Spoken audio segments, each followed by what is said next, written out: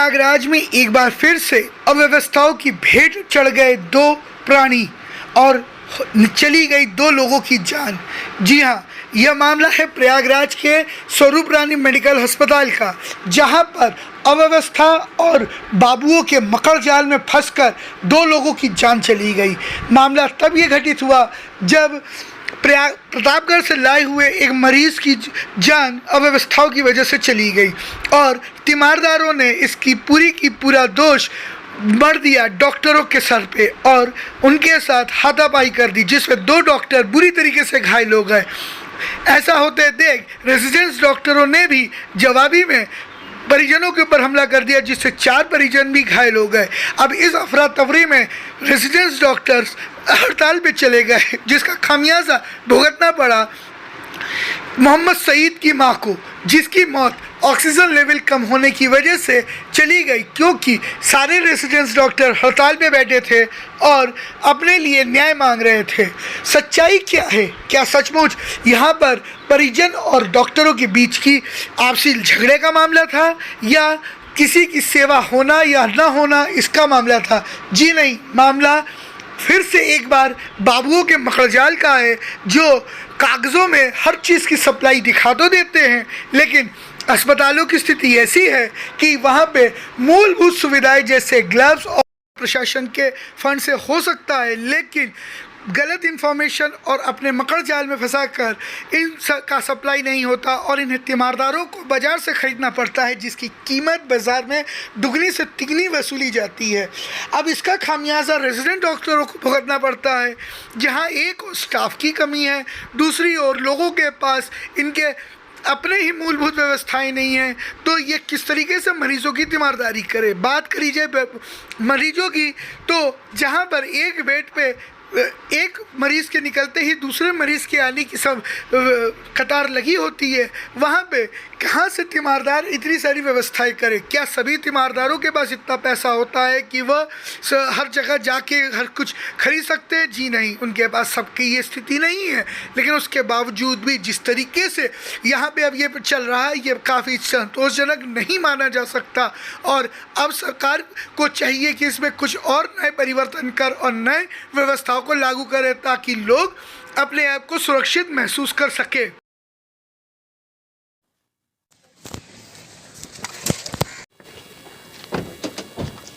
Visual बना लिया DM साहब का।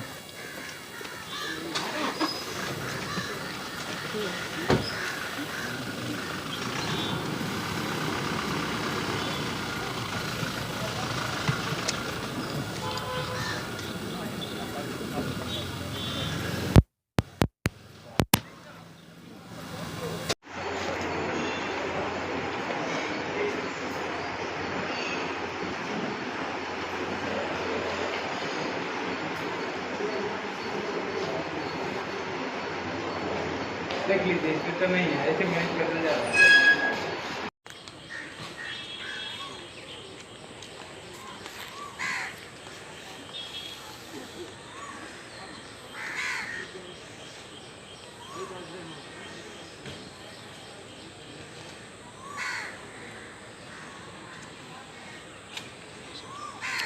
अभी लोग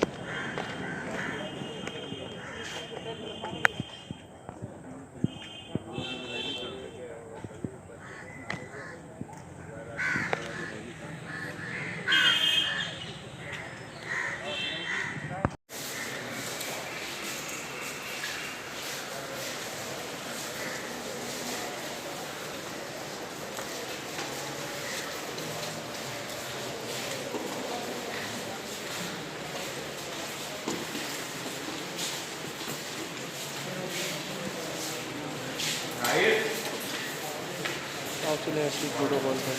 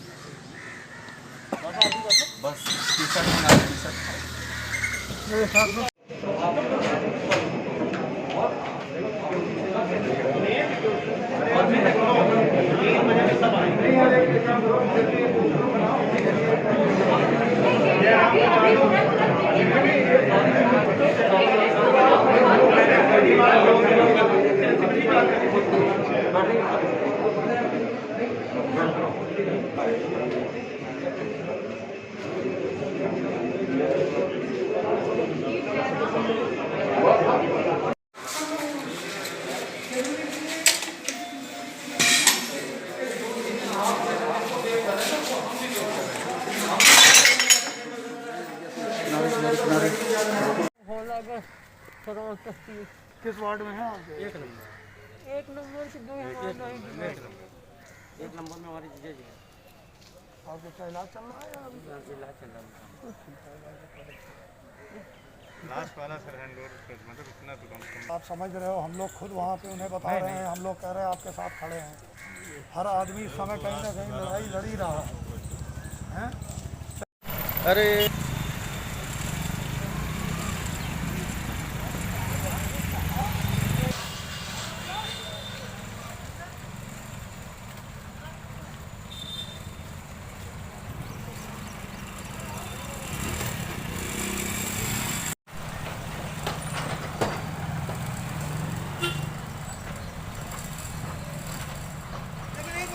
अंदर की वीडियो किसी को नहीं दोगे। अगर हमने देख लिया किसी दो के अलावा तीसरे चैनल में चलाया है तो आज के बाद हमसे मांगना नहीं। आज रात में करीब 2 से 3 के बीच में कुछ एक मरीज़ लेके आए, तो कुछ पुलिस वाले लोग थे, उनके घर के मरीज़ थे। आया उन्हें उनके सेचुरेशन जो थे 20 से 30% के बीच में था। अब उनका जान बचाना जानते कितना कठिन है, यहाँ पे इतनी फैसिलिटीज नहीं है, ना ऑक्सीजन है, ना कुछ व्यवस्था है, तो उनकी डेथ हो गई। अब उस पर उन्होंने हंगामा मचा दिया। हंगामा मचाते ही उन्होंने फिर अटैक कर दिया डॉक्टर को, जो स्टैंड होता है स्टैंड उठा के मार दिया, स्टेज उठा के मार दिया डॉक्टर से। किसी का सर फट गया, किसी की पीठ पे चोट लग गई।